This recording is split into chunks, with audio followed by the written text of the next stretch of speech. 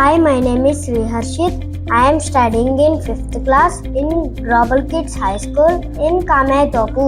Hi, my name is Raj Pranit. I am studying in 5th class in Global Kids School in Kametopu.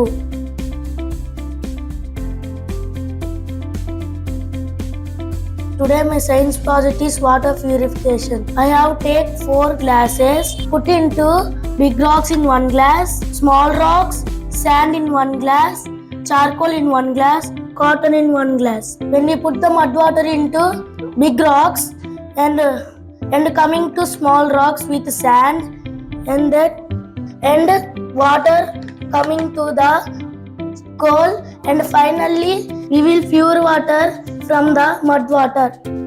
Thank you. మీరు చూశారు కదా ఈ video, మీకు నచ్చిందా? అయితే లైక్ చేయండి, కామెంట్ చేయండి మరియు మా గ్లోబల్ కిడ్స్ స్కూల్ ఛానల్కు సబ్స్క్రైబ్ చేయండి.